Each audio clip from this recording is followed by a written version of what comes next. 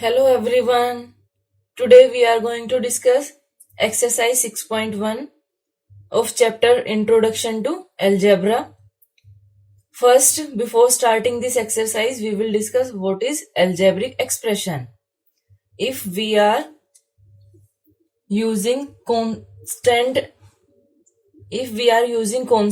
and numbers, that is यहाँ पे देखिए constant एंड वेरिएबल्स, ये हमारे पास टू टर्म्स होती है. कांस्टेंट जो आपके पास नंबर्स होते हैं 1 2 3 4 एंड वेरिएबल ए टू जी जो आपके पास होते हैं ABCD वाले, इनको हम वेरिएबल कहते हैं और ये फिक्स है. कांस्टेंट मीन्स ये फिक्स रहेंगे और वेरिएबल मीन्स ये चेंज होते हैं. यहाँ पे आप वैल्यू चेंज करोगे तो हमारे पास जो भी एक्सप्रेशन है उसकी वैल्यू चेंज हो जाएगी. अब एक्सप्रेशन कब फॉर्म होगा? जब इसको हम प्लस या माइनस करते हैं या मल्टीप्लाई डिवाइड. देखिए कैसे, अगर मैंने लिखा 2x तो ये हमारे पास एक टर्म आ गई और टर्म के साथ अगर मैं एक और लिखती हूँ 2y तो ये भी एक टर्म है. ऐसे टर्म फॉर्म होती है.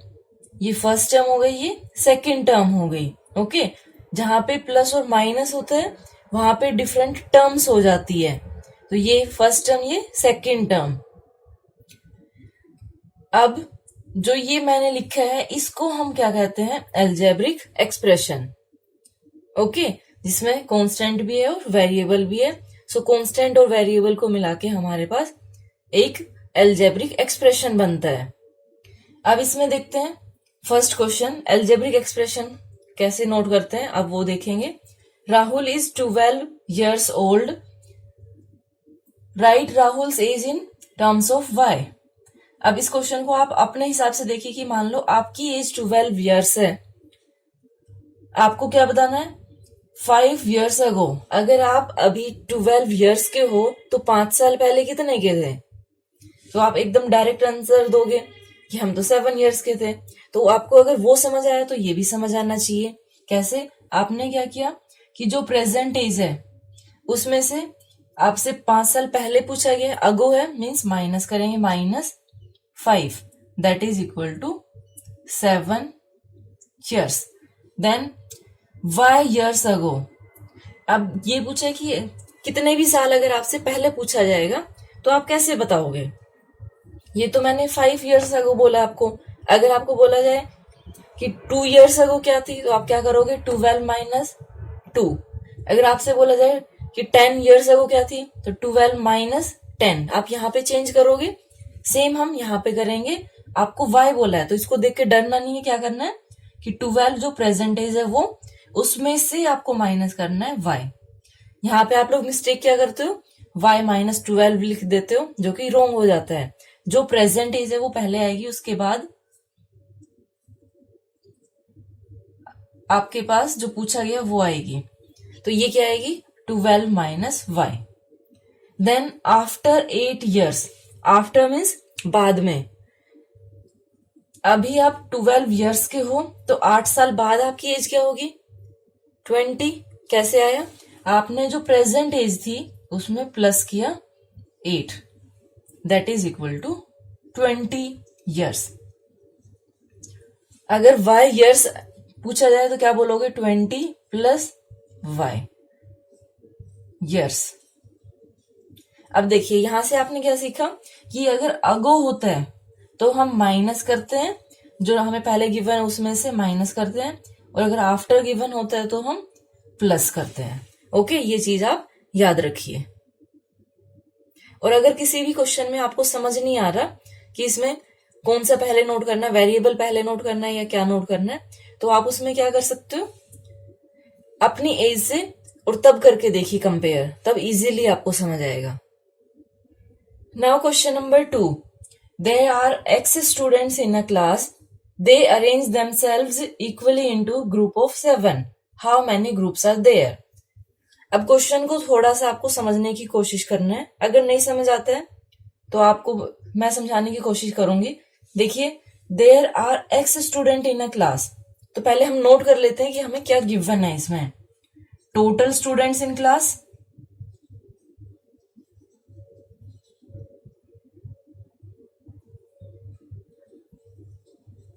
Equal to x. They arrange themselves equally into the group of 7। Group of 7 यानी एक ग्रुप के अंदर कितने बच्चे हैं? 7। तो यहां पे हम नोट करेंगे each group has student equal to 7। आपको ये बताना है कि टोटल कितने ग्रुप बनेंगे।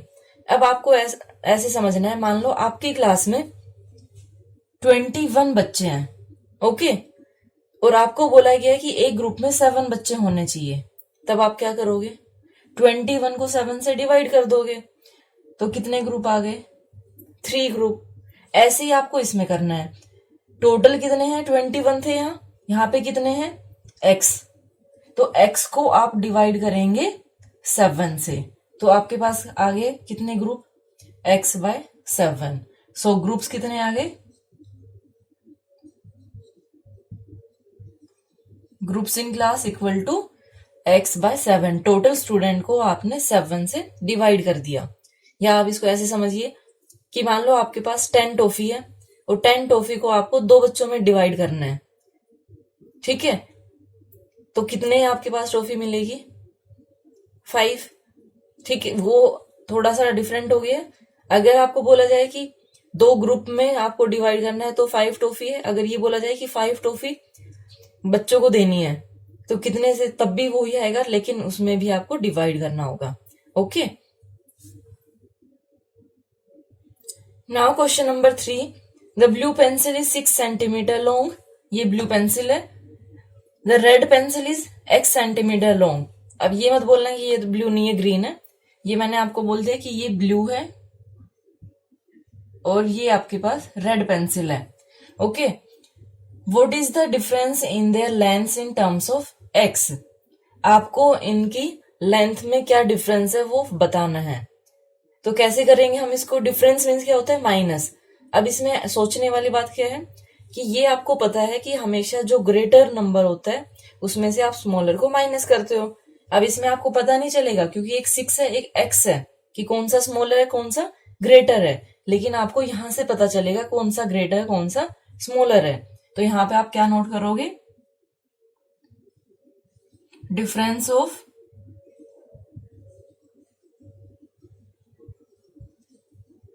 लेंथ इक्वल टू, जो ग्रेटर है हमारे पास नंबर क्या है इसमें? 6, उसमें से माइनस करेंगे रेड वाली x। 6 minus x centimetre. Then B में क्या है? What is the total length of both pencil. दोनों की टोटल, टोटल यानी आपको ऐड करना है यहाँ पे। तो टोटल लेंथ क्या होगी इसमें?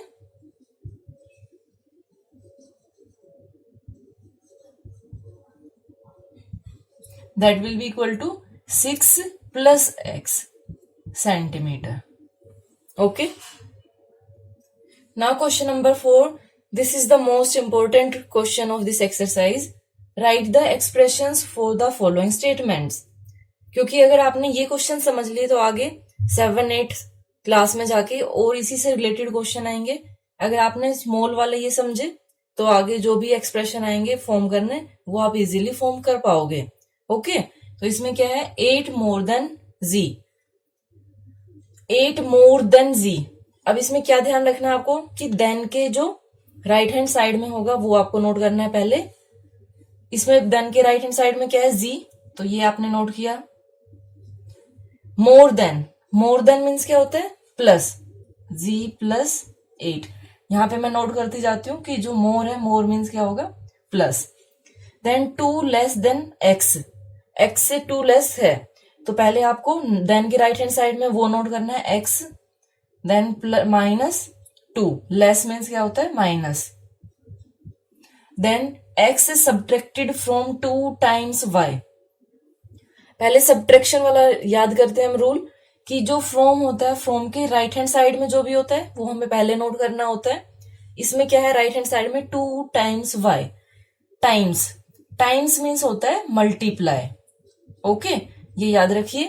क्या बोला गया है आपको? 2 टाइम्स यानी 2 मल्टीप्लाई बाय y। इससे क्या माइनस किया गया है? x minus x। तो ये हमारे पास क्या आएगा? 2y माइनस एक्स टाइम्स मैंने नोट कर दिया, एक्स मल्टीप्लाई करते हैं, then 2 times y added to 3। अब एडिड वाले में आप कोई भी पहले नोट कर सकते हैं, उससे फर्क नहीं पड़ेगा। 2 टाइम्स वाई, 2 टाइम्स वाई क्या आएगा, 2 multiply by y added to 3, 3 में ऐड कर दिया, तो ये हमारे पास क्या आया, 2y plus 3। Then the quotient of y by x subtracted from 2, quotient of y by x subtracted from 2। So आपको पहले नोट क्या करना है इसमें, सब्ट्रैक्टेड फ्रॉम 2, यानी सब्ट्रैक्टेड फ्रॉम के राइट हैंड साइड में जो भी है वो नोट करते हैं हम। 2 माइनस, क्या माइनस करना है, quotient of y by x, by means क्या होता है, डिवाइड, तो ये क्या आएगा, y by x। Okay, now next question, question number 5, write the statements of the following expressions. अब हमें एक्सप्रेशन गिवन है, स्टेटमेंट नोट करनी है। 5/3a, अब 5/3, देखिए जो लास्ट क्वेश्चन अभी हमने किया था उसमें था क्वोशिएंट ऑफ, तो सेम ऐसे ही आपको ये करना है। क्या होगा इसमें, the quotient of, quotient of 5, उसके बाद जो डिनोमिनेटर में वो बाय 3, उसके बाद 5/3a, इन दोनों के साथ क्या रिलेशन है, मल्टीप्लाई का, by 3 multiplied by a। Okay, ऐसे हम इसको नोट करेंगे। देन नेक्स्ट में देखिए ये मल्टीप्लाई है, तो इसको पहले क्या लिखेंगे कि 2 टाइम x, या फिर 4 को आप पहले नोट कर सकते हो इसमें, क्योंकि प्लस वाले में कुछ भी कर सकते हो। 2 टाइम्स x, ये 2 टाइम्स x हो गया, इज एडिड टू 4, या इसको 4 is added to 2 times of x, वो भी नोट कर सकते हो, उससे भी ठीक होगा। देन इसमें देखिए ये मल्टीप्लाई किया गया है, ठीक है, ये y-2 से मल्टीप्लाई किया गया है। अब इसमें एक तरीका ये हो सकता है कि आप फ्रॉम करके नोट करो, और दूसरा कि पहले ये मल्टीप्लाई किया तो वो वाला नोट करो, तो इसमें हम लेस देन वाला भी नोट कर सकते हो। अब ये है 5 दोनों के साथ मल्टीप्लाई हुआ है ये, तो हम पहले क्या नोट करते हैं कि ये y-2 क्या है हमारे पास, y-2 क्या है, 2 लेस देन y, ये हमारे पास ये आ गया। 2 less than y is multiplied bye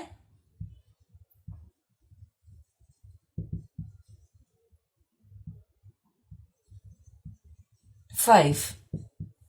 okay, ये ऐसे करना है आपको। Now question number 6, find the rule that gives number of sticks required to make the following patterns, also complete the following table. हमें टेबल भी कंप्लीट करनी है और इसका पैटर्न भी देखना है, उसके बाद रूल भी हमें इसमें बताना है।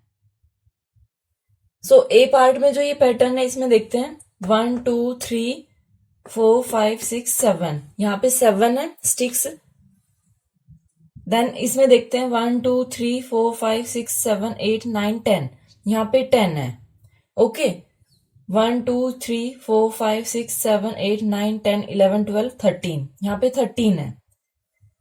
अगर आप इनको देखते हो तो ये 3 के गैप के ऊपर है, लेकिन अगर आप फर्स्ट में ऑब्जर्व करोगे तो जो फर्स्ट है, फर्स्ट में अगर हम सिर्फ एक स्क्वायर बनाते हैं तो 1 2 3 4, ओके, इसमें कितनी यूज हुई 4।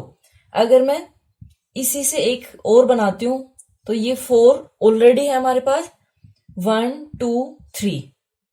ओके, अगर मैं एक और बॉक्स यहां पे बनाती हूं तो 1 2 3, ऐसे 3 यूज हो रही है आगे।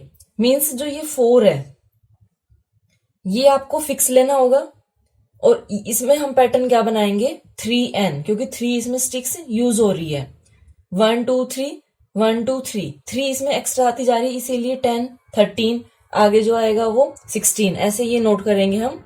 सो इसमें पैटर्न क्या बनेगा, 3n जो कि ये चेंज हो रही है, और फिक्स इसमें क्या हो गई 4, 3n प्लस 4। तो ये वाला आप यूज करोगे रूल हमारे पास क्या आ गया 3n प्लस 4। अब इसकी वैल्यू पुट करके देखते हैं हम कि ये हमारा ठीक है या नहीं है। जैसे फर्स्ट में अगर आप यहाँ पे n इक्वल टू 1 लेते हो तो 3 into 1 plus 4 that is equal to 7। Then 2 लेके देखते हैं, 3 इंटू 2 प्लस 4, 3 2 जा 6 प्लस 4 10। तो ये हमारे पास ठीक आ गया, मीन्स ये रूल हमने ठीक किया है। उसके बाद 3 के लिए 13, 4 के लिए देखते हैं, 4 के लिए क्या होगा 3 इंटू 4 प्लस 4, 4 3 जा 12, 12 प्लस 4 16। देन 8 के लिए देखते हैं, 3 into 8 plus 4, 24 plus 4 28। Then n equal to 11 के लिए देखेंगे तो ये n इक्वल टू 4 के लिए है, ये 8 के लिए है, और ये n equal to 4। n equal to 11 के लिए 3 इंटू 11 प्लस 4, 11 3 जा 33 प्लस 4 37। ओके, हमने पहले स्टार्टिंग में 1 बॉक्स से स्टार्ट किया। अगर आप इसको डायरेक्ट ऐसे देखोगे 7 10 तो आपको ये पैटर्न समझ में नहीं आएगा।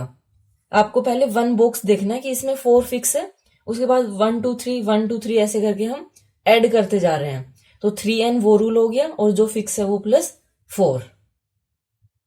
ओके, नाउ बी पार्ट में देखिए सेम है आपके पास, पैटर्न दूसरा डिफरेंट है। इसमें फर्स्ट में गिवन है 8, देन सेकंड में 13। ये हमें गिवन है, हमें इनकी वैल्यू फाइंड आउट करनी है और रूल फाइंड आउट करना है। सो रूल फाइंड आउट करने के लिए अब देखिए इसमें क्या है 8, 1 2 3 4 5 6 7 8। ठीक है, अब इसमें ऐड क्या किया जा रहा है, ये आपके पास ऑलरेडी है, इसमें ये ऐड किया गया है 1 2 3 4 5 आपने ऐड किए हैं इसमें। ठीक है, तो 8 पहले था, 5 और ऐड किए तो 13। जब आप इसको करेंगे तो आपके पास फर्स्ट में क्या आना चाहिए 8 स्टिक आनी चाहिए। 8 स्टिक के लिए आप कैसे देखेंगे, अगर आप सिर्फ ये फिगर देखते हैं 1 2 3 4 5, सिर्फ ये वाली, इस वाली फिगर को आप अगर हटा देते हैं तो हमारे पास ये फिगर आई। 5 आपके पास फिक्स है और 1 2 3 ये आपने ऐड किया। जब आप इसको ऐड कर रहे हो तो आपके पास क्या आया 5 इंटू 1 प्लस 3। अब इसको सेटिस्फाई भी होना चाहिए, अब वो भी चेक करेंगे। यहाँ पे कितना है 13 के लिए क्या करेंगे 5 इंटू 2 प्लस 3, 5 2 10 प्लस 3 13। तो ये यहाँ पे सेटिस्फाई कर रहा है। फिर 3 के लिए भी देखते हैं 5 इंटू 3, 5 3 15 प्लस 3 18, ये 18 आया। अब इसमें देखते हैं ये 18 है या नहीं है। 1 2 3 4 5 6 7 8 9 10 11 12 13 14 15 16 17 18, मीन्स ये जो हमने किया है ये ठीक है। ओके, तो ये कितना आया 18 मैंने नोट कर दिया। उसके बाद 4 करके देखते हैं 5 into 4 plus 3 23, then 7 into 4 plus 3